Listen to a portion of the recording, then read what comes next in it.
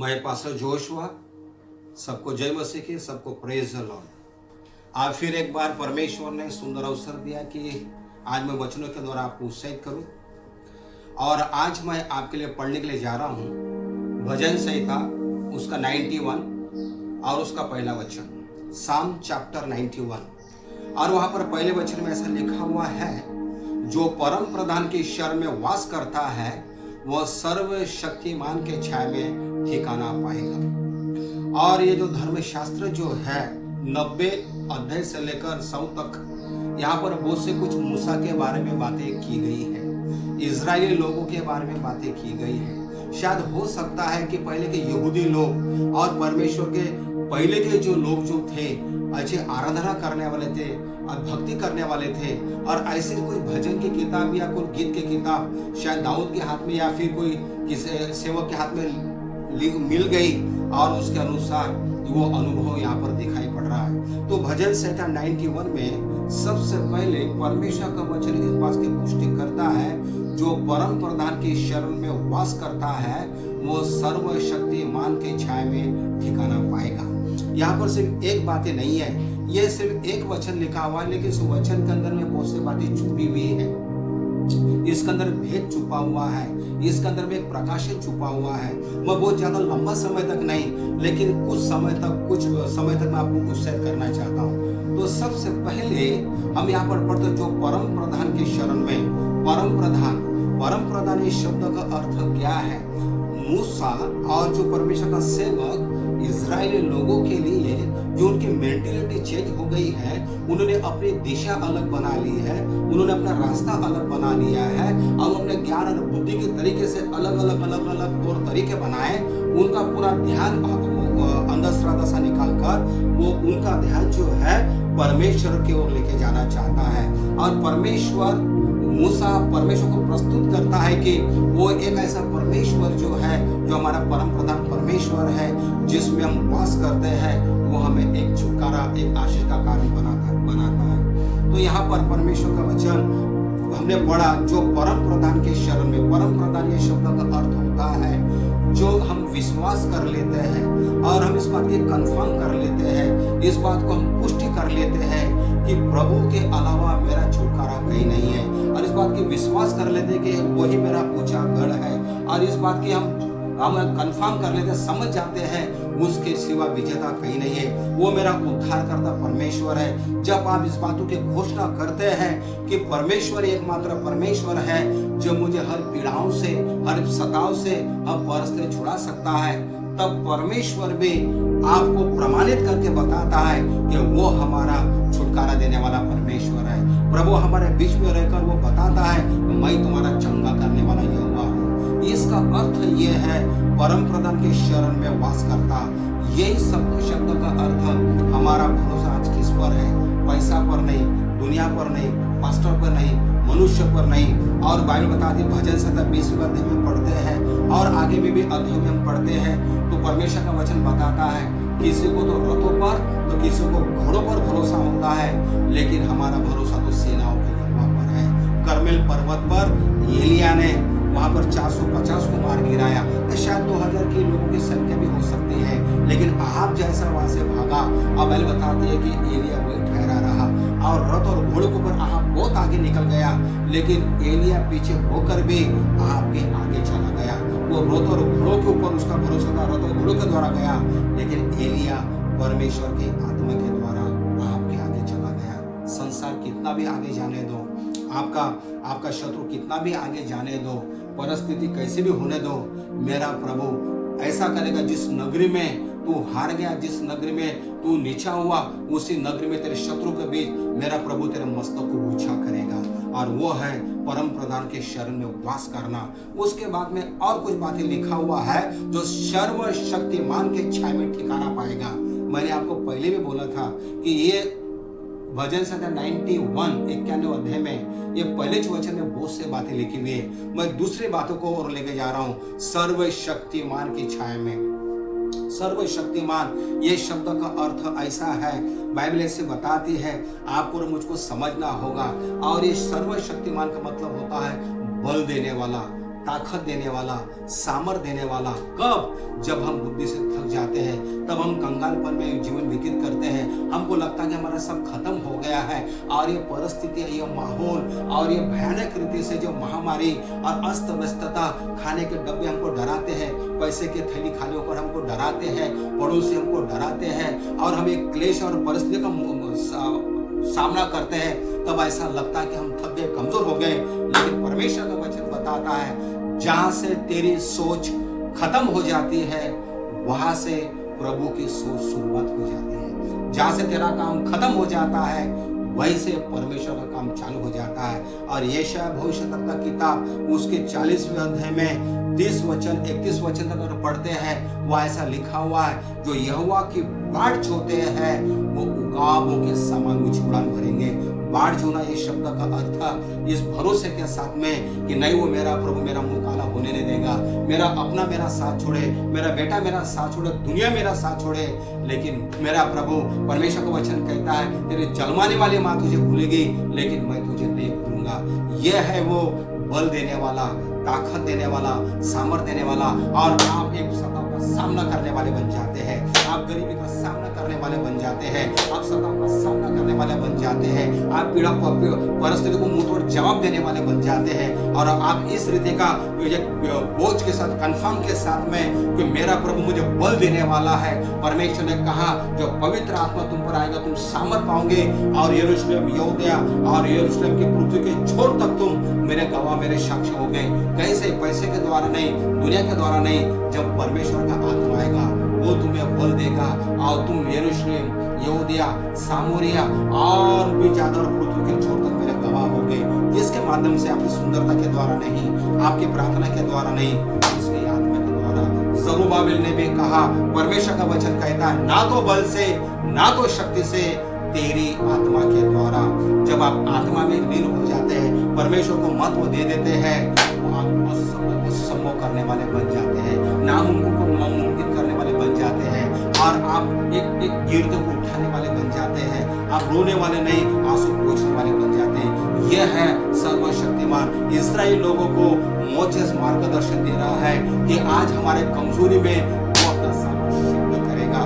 यह है सर्वशक्तिमान। और आगे में ऐसा लिखा हुआ है, उसके छाए हुए स्थान पर, छाया ये शब्द का अर्थ एक ऐसा पेड़ है जिसमें फल लगे हुए है, ऐसे हरियाली है जहाँ पर सब प्रकार के प्राणी जो है उसमें छाया करते हैं। और वह प्रकाशित वाक्य 22वें अध्याय में हम पढ़ते हैं, वो जीवन का वो वृक्ष है जिसके अंदर सारे पक्षियों का पालन हो रहा है, सारी जातियां उसमें पल रहे हैं, और जीवन के फल से खाकर आशीष का कारण बनते हैं। और यूहन्ना रचित सुसमाचार 15वें अध्याय में ऐसा लिखा हुआ है, सच्ची दाखलता मैं हूँ और तुम मेरे डालियां हो।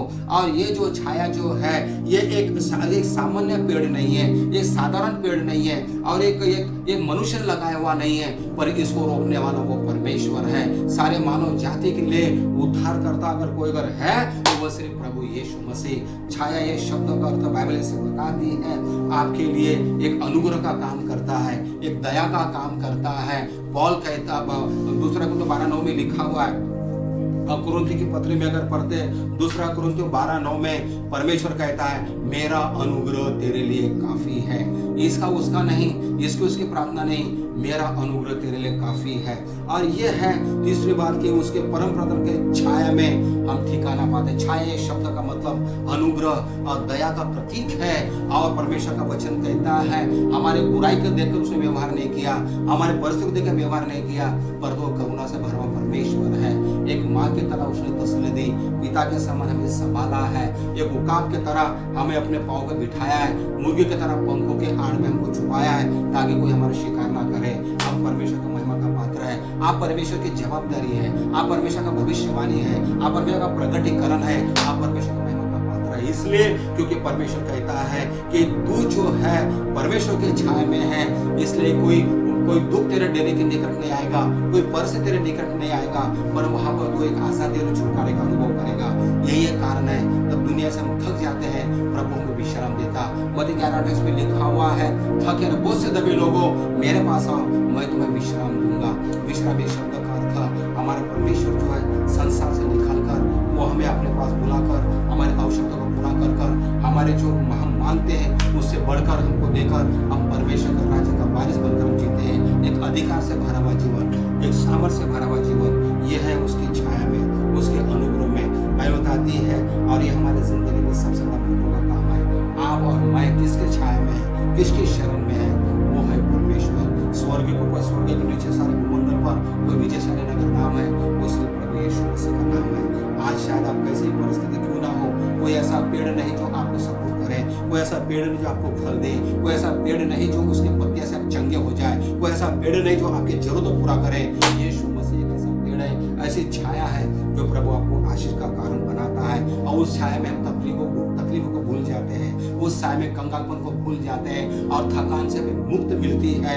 और हम मरने के पहले, स्वर्ग में जाने से पहले ही हम अपने परिवार में प्रभु की उपस्थिति में रहकर स्वर्ग का अनुभव लेने वाले बन जाते हैं। रोमी के पत्री 8 अध्याय में लिखा हुआ है, यदि परमेश्वर मेरे साथ है तो मेरा विरोधी कौन हो सकता है। यह है छाया। और आगे में लिखा हुआ है कि परम प्रधान सर्वशक्तिमान के छाया में ठिकाना पाएगा, सर्वशक्तिमान के छाया में ठिकाना पाएगा। ठिकाना ये शब्द का अर्थ पापों के दंड से उद्धार, शैतान के दंड से उद्धार, नरक के दंड से उद्धार। आपके मेरे जिंदगी में ये ठिकाना नहीं मिल रहा है। कई जातियां जो है आज मौत की तरफ बढ़ रहा है, मौत का सैलाब बढ़ रहा है। और कई देश, बड़े बड़े 180 से ज्यादा देशों में मृत्यु छाई हुई है। और भजन संहिता पहले अध्याय उसके 4थे वचन में ऐसा लिखा हुआ है, परमेश्वर का वचन बताता है 3रे वचन में और 4थे वचन में। भजन संहिता अगर पहले अध्याय में पढ़ते हैं तो कुछ लोग भूसी के समान होते हैं और हवा उनको उड़ा कर लेके जाती है, लेकिन उनको ठिकाना नहीं मिलता। कभी ये पास्टर तो वो पास्टर, वो कलीसिया तो वो कलीसिया, वो भाई तो वो भाई, और सब दुनिया में बदलते चले जाते हैं, लेकिन उनको एक जगह में स्थान नहीं मिलता। लेकिन मैं आपको बता दूं, परमेश्वर वो स्थान है, परमेश्वर वो जगह है, आप सारे दुखों को भूल जाएंगे। अर्थात ठिकाने शब्द का मतलब उद्धार से भरा हुआ जीवन और पाप की गुलामी से उद्धार, शैतान के गुलामी से उद्धार और नरक के गुलामी से उद्धार। जो उस पर विश्वास करता है वो अनंत काल का जीवन उसी का है। जिसका नाम जीवन की किताब में लिखा हुआ है वो परमेश्वर के राज्य का अधिकारी है। यह है सबसे बड़ी महत्वपूर्ण भाग। आपके और मेरे लिए हम इन बातों को समझना चाहिए। और ये ठिकाना कहीं पर ही नहीं है। आज ठिकाना प्राप्त करने के लोग कंप्यूटर और पैसा, धन संपत्ति, दुनिया का सहारा ले रहे हैं। न जाने कैसे कैसे अपने समझ उमझ का सहारा ले रहे हैं, टेलीविजन का सहारा ले रहे हैं और बाबा का सहारा ले रहे हैं, विभूति का सहारा ले रहे हैं, समाज का सहारा ले रहे हैं, पैसे का सहारा ले रहे हैं, लेकिन फिर भी ठिकाना नहीं है। कभी बेटे की चंगाई के लिए यहाँ पर, कभी बहू के चंगाई के लिए यहाँ पर, कभी ये डॉक्टर के पास चंगाई के लिए तो वो डॉक्टर के पास, कभी वो पास्टर के पास, वो पास्टर के पास। उनकी जिंदगी युद्ध में है और उन्होंने आशीष खो दी और मरने के पहले, नरक में जाने से पहले जिंदगी जीते जी नरक बन गई है। घर के सामने लिखकर रहते शांति भवन, आनंद भवन, लेकिन घर के अंदर में जाकर देखो डायबिटीज भवन, अब झगड़ा भवन, कर्ज भवन, पीड़ा भवन, कितने तो वैसे बंदवाई उनके अंदर पाई जाती है। लेकिन आज आप कितने भी थके हुए क्यों ना हो, आप कितने भी एक सता में क्यों ना हो, आप शायद सारे दरवाजे आपके लिए बंद हो चुके होंगे, शायद परिस्थिति आपको जवाब दे रही होगी, लेकिन ये प्रभु यीशु मसीह वो एक स्थान है, वो एक सहारा है जो आपको ठिकाना देगा। उसके पास बहुत से ठिकाना है। ठिकाने शब्द का अर्थ वो आपको पाप की गुलामी से अलग करेगा, उद्धार करेगा, परमेश्वर का संतान होने का अधिकार देगा और आपने जो मांगा उससे बढ़कर परमेश्वर आपको देगा। यह है ठिकाना। आज परमेश्वर आपको मुझे देना चाहता है। और आगे में भी ये भी लिखा हुआ है, परमेश्वर का वचन सिखाता है, उसके 3रे वचन में ऐसा लिखा है, क्योंकि वही तुझे बैलियों के जाल से और महामारी से बचाएगा। और यहाँ पर महामारी शब्द आया है और ये महामारी कौन सी बातों को दर्शाता है। आपने देखा होगा मिस्र के अंदर में भयानक महामारी आई थी और परमेश्वर ने अपने वादे को पूरा किया। और परमेश्वर का वचन कहता है, इब्राहिम को प्रभु ने वाचा बांधी थी, वादा किया था। उत्पत्ति किताब उसके 15वें अध्याय में कि तेरी जाति अनजान देश में और दूसरे देश में गुलाम रहेगी और 400 वर्ष का मैं छुड़ाऊंगा। इब्राहिम से इसहाक, इसहाक से याकूब और याकूब से और फिर यूसुफ तक आया और परमेश्वर ने काम किया। और वहां पर परमेश्वर का वचन कहता है, बड़ी बेदारी, बड़ी जागृति प्रभु भेजी और परमेश्वर ने उस वाचा को पूरा किया। और उस महामारी जो वहां पर तो थी, इजरायली लोगों के ऊपर में नहीं थी, मिस्र के ऊपर में थी, क्योंकि परमेश्वर ने कहा निर्गमन किताब 12वें अध्याय में कि मैं तलवार चलाने वाला हूँ और मैं मिस्रियों को मारूंगा और इजरायली लोगों को आशीष का कारण बनाऊंगा। और वहां पर मैं आपको बताना चाहता हूँ वहां पर क्या हुआ। यूसुफ जब 17 साल का जब था तब उसके भाइयों ने उसको मिस्र में बेच दिया। 17 साल की उम्र से बाद से 30 वर्ष की उम्र में आया तो वहां के फेरो ने कहा यूसुफ के अंदर परमेश्वर की आत्मा वास करती है। ये परमेश्वर का सेवक का लेवल होता है जो संसार उसकी गारंटी देता है, संसार उसके बारे में प्रमाण देता है। और यीशु वहां पर सामर्थ्यशाली होता चला गया। उसके बाद में अंगूठी पहना कर उसको मिस्र का अधिकारी बना 30 वर्ष की उम्र में। और उसके बाद में क्या हुआ, कामयाबी चलती गई, लेकिन वहां पर एक पुजारी था, ओन का पुजारी मंदिर का, उसकी बेटी थी असानत के साथ में उससे विवाह कर लिया। अब वो परमेश्वर का चुना हुआ था, लेकिन पुजारी की बेटी से उसने विवाह कर लिया। बेटे हुए और आगे बढ़ता गया, करते करते करते बहुत बड़ी एक उसके द्वारा प्रभु ने वहां पे राज्य स्थापित किया। लेकिन पुजारी की बेटी का विवाह करने के पीछे एक उसका उद्देश्य था या फिर कुछ वहां पे गड़बड़ी भी आई। लेकिन उत्पत्ति किताब आखिरी अध्याय में हम पढ़ते हैं 50वें अध्याय में 110 वर्ष की उम्र में होकर यूसुफ मर गया। और निर्गमन की पुस्तक उसके 13वें अध्याय में 19 पद में लिखा हुआ है, जब मोजेस जब वहां से निकल रहा था तो यूसुफ की हड्डियों को लेकर वहां से वो बाहर निकला। और तब मूसा ने यह कहकर वहां पर दोहराया कि यूसुफ ने अपने प्राण छोड़ते समय में इस बात की पुष्टि की थी कि मेरा परमेश्वर तुम्हारी सुधि लेगा। अब देखिए परमेश्वर अपने वाचक को पूरा करने वाला परमेश्वर है। और वह महामारी जो थी फसह का पर्व मना रहे थे, और वहां पर जो परमेश्वर ने कहा था कि जो यूसुफ के मृत्यु के बाद वहां पर जो अनजान लोग आए, गलत डॉक्ट्रिन्स आ गए, मूर्ति पूजा आ गई, अधर्म आ गया, और धीरे धीरे जो कानून जो उसने लगाया था और जो यूसुफ ने वो कानून को अलग कर दिए, यूसुफ की कहानी खत्म हो गई, एक नया जनरेशन आया, नई बातें वहां पर आई। और ये कारण परमेश्वर का वचन कहता है कि वहां पर मैं एक फसह का पर्व मनाना, और उस कारण से वहां से मैं मिस्री के गुलामी से अपने लोगों को आजाद करूंगा और कनान देश में लेके चला जाऊंगा। यह कनान देश प्रतिज्ञा का देश है, आशीष का देश है। लेकिन निर्गमन की किताब 12वें अध्याय में जो भयानक मरिया जो आई, उसके पीछे कारण ये था कि निर्गमन 5वें अध्याय में मूसा ने कहा था फेरोन से, परमेश्वर कहता है सेनाओं का यहोवा इस्राएल को जाने दे। तो फेरोन ने वहां पर बोला मैं तुझे नहीं जानता, तेरे सेनाओं के यहोवा को नहीं जानता, मैं इस्राएल को नहीं जाने दूंगा।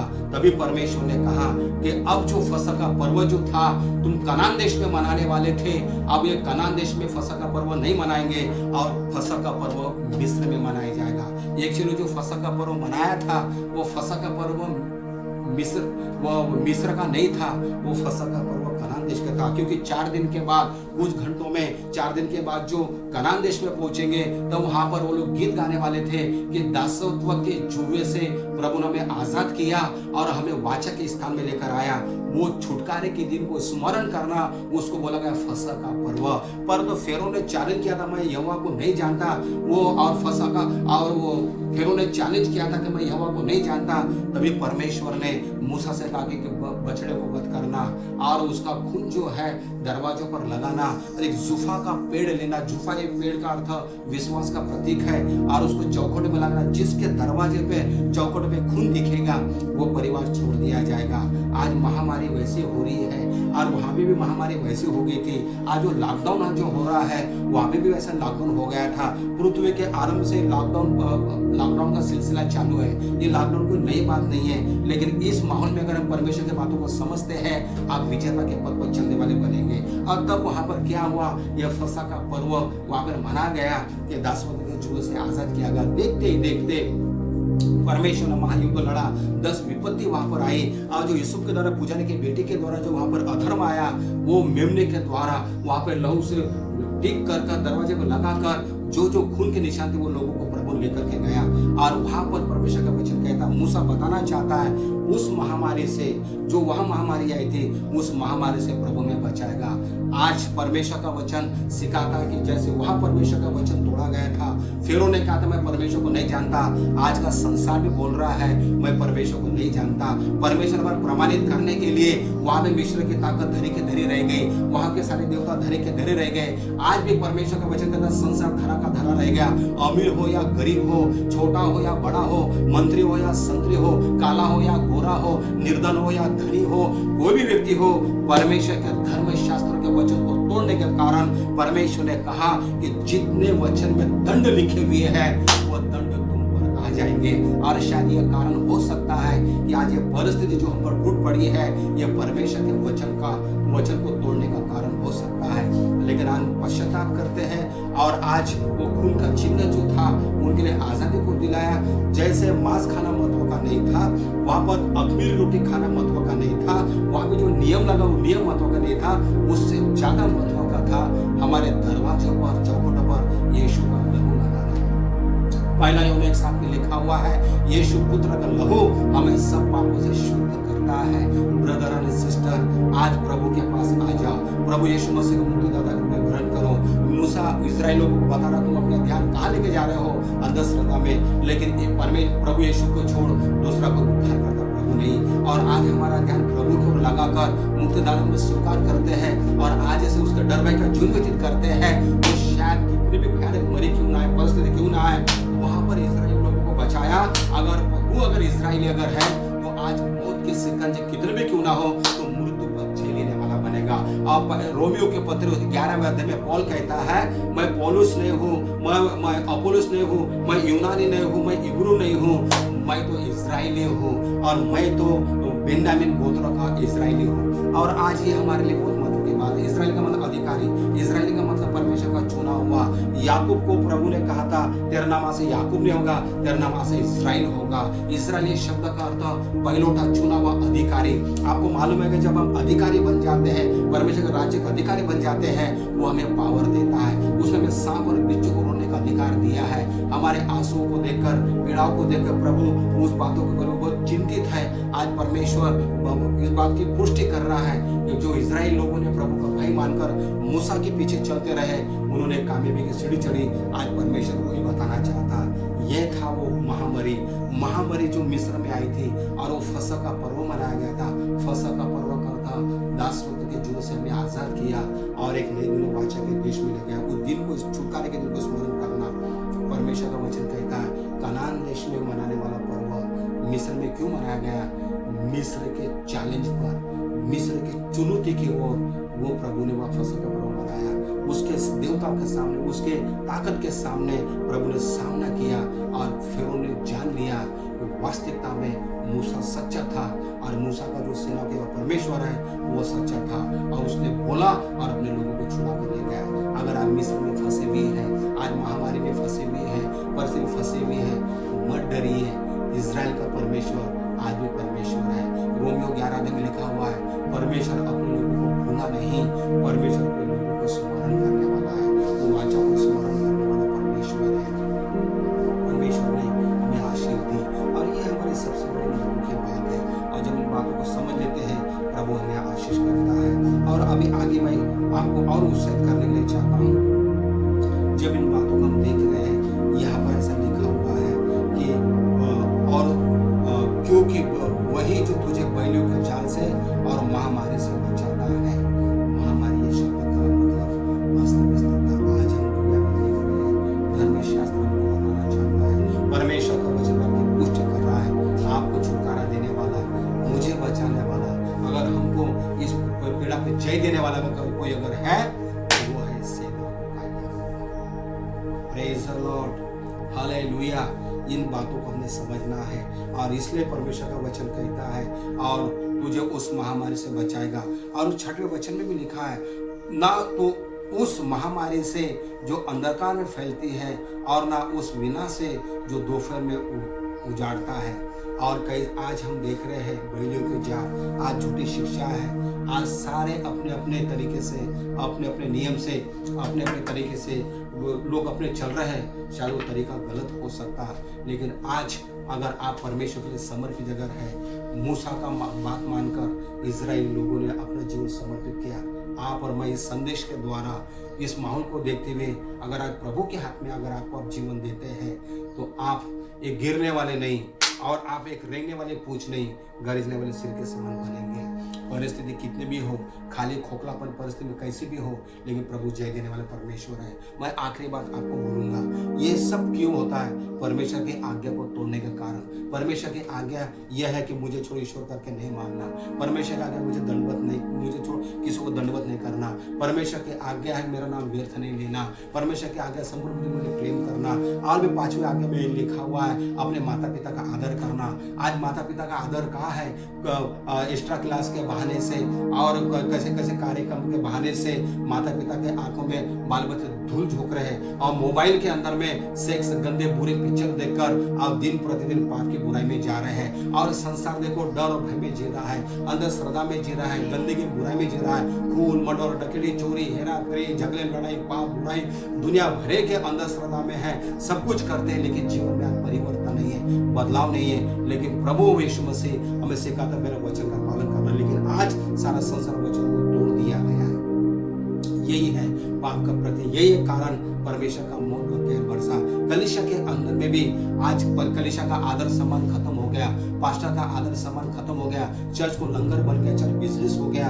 आज जो कोई भी देखो उल्टे सुटे अपने अपने सेवकाई अपने बुद्धि से समझ से कर रहे हैं। जिस परमेश्वर का वचन सिखाता है कि हमें उसके वचन और नियम से चलना चाहिए, जो अगुवे के समय जो उसने हमें बताया है उस अगुवे के अधीनता में हमको चलना है। कई बार हम अन्य भाषा बोलते हैं, प्रार्थना करते हैं, चिन्ह चमत्कार काम करते हैं, गीत गाते, वर्शिप करते हैं, सब बातें करते हैं और उस बातों की पुष्टि करते हैं पवित्र आत्मा मुझे सिखाता है। लेकिन आज बाइबल पूछती है पवित्र आत्मा सिर्फ अन्य भाषा बोलना सिखाता है क्या? पवित्र आत्मा सिर्फ प्रचार करना सिखाता है क्या? पवित्र आत्मा सिर्फ तुझे गीत गाना सिखाता है क्या? पवित्र आत्मा तुझे भूत निकालना सिखाता है क्या? पवित्र आत्मा तुझे नम्र बनना नहीं सिखाता क्या? पवित्र आत्मा तुझे क्षमा मांगना नहीं सिखाता क्या?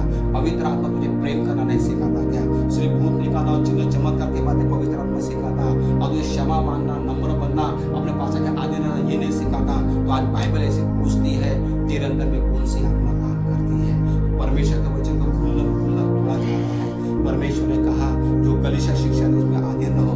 आज थोड़ा ज्ञान आने के कारण से, आज कुछ बातें मालूम होने से, जिस पास्टर ने छोटे से बड़ा किया, जो वर्षों तक मेहनत किया, उसके पीठ पे छुरा मारकर उसी से धोखेबाजी कर हमने अपने दुकानदारी बना ली। लेकिन ये परमेश्वर के वचन के विरोध में है।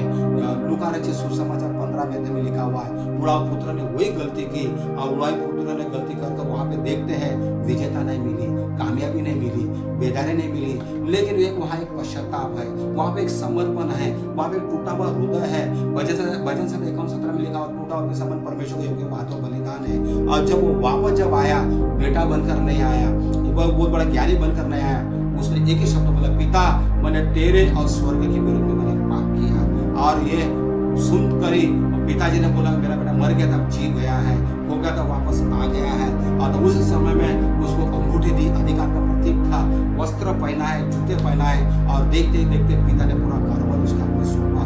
परमेश्वर का वचन कहता है मेरा वचन तुम में बना रहे, तुम मेरे वचन में बने रहो, जो चाहे मांगो तुम्हारे हो जाएगा। अपनी बुद्धि से समझ से कुछ पढ़ान काम कर अगर आप कार्य करते हैं, शायद 2020 में ठीक है, लेकिन आज परमेश्वर का वचन कहता है जो प्रभु ने मुझे बोझ दिया है 2021 में ये काम में आने वाला नहीं है। परमेश्वर का वचन कहता है सच्ची दाखला मैं हूँ वो मेरी डालियाँ हूँ। और अगर मुझ में बने रहेंगे मेरे वचन में, मेरे नियम में, मेरे तौर तरीके में, प्रभु ने कहा जैसा मैं अपने पिता के अधीन रहा और जैसा मैं पिता मेरे अंदर में है, मैं पिता में हूँ और पिता के अधीन रहा, वैसे तुम भी एक दूसरे के अधीन रहो। एक पास्टर के द्वारा प्रभु आशीष करता है, एक एलिया के द्वारा प्रभु ने काम किया, एक मूसा के द्वारा प्रभु ने काम किया, एक एलीशा के द्वारा प्रभु ने काम किया। आज भी जो सेवक, जो अगुआ, जो कलीसिया दिया उसके अंतर्गत परमेश्वर में काम करता है और हम परमेश्वर को महिमा का पात्र बन जाते हैं। यही कारण है हम इस नियम से बाहर हो जाते हैं और परमेश्वर को सिर्फ हमको तसल्ली मिलती, लेकिन उससे परमेश्वर खुश नहीं होता। लेकिन जब परमेश्वर को भाने वाली बातें हम करते हैं, जो आदम ने मना किया हुआ फल खाया और परिस्थिति खराब हो गई, परमेश्वर की महिमा से रहित हो गया। आज भी हम जो बातें प्रभु नहीं करना चाहता और वही काम हम करते, आत्मा रहित, पवित्र आत्मा का अगुवाई में नहीं चलते, तो शायद हो सकता है परमेश्वर का वचन तोड़ने के कारण हम परमेश्वर की महिमा से रहित हो जाते हैं। लेकिन दिन पश्चाताप करना है, नम्र बनना, दिन बनना है, अपने अगुवे से, पासा से, कलीसिया से संबंध बनाइए और पश्चाताप करिए, प्रार्थना करिए, प्रभु के वचनों से लिपटे रहिए। और इस लॉकडाउन, इस महामारी के दिनों में परमेश्वर पूछे प्रभु तू क्या चाहता है। शायद हो सकता है हम बचत पीढ़ी के लोग हैं, इस माहौल के बाद प्रभु हमको एक शूरवीर योद्धा के रूप में लॉन्च करेगा, एक अच्छे अगुवे के रूप में लॉन्च करेगा। आप एक सिंगर बनकर मत जिए, एक पास्टर बनकर मत जिए, मैं भी एक राव रेवरेंड बन के नहीं जीऊंगा। हम परमेश्वर के चुने हुए प्रजा के रूप में है, परमेश्वर का चुना हुआ योग्य पात्र के रूप में है। परमेश्वर का बेटा बनना ये मतों का है। हम दुनिया के नजर में हीरो बने ना बने, हम परमेश्वर के नजर में हीरो बनना है। और जब ये करेंगे प्रभु आशीष करेगा। यही है, तुझे महामारी से बचाएगा, पीड़ाओं से बचाएगा, सांसारिक महामारी से भी, और तेरे आत्मिक मृत्यु, आत्मिक महामारी से बचाएगा। इस अध्याय के द्वारा परमेश्वर आपसे बातचीत किया। आने वाले समय में मैं फिर एक नए प्रकाश के साथ आपके साथ खड़ा रहूंगा। तब तक के लिए सबको जय मसीह की, सबको प्रेज और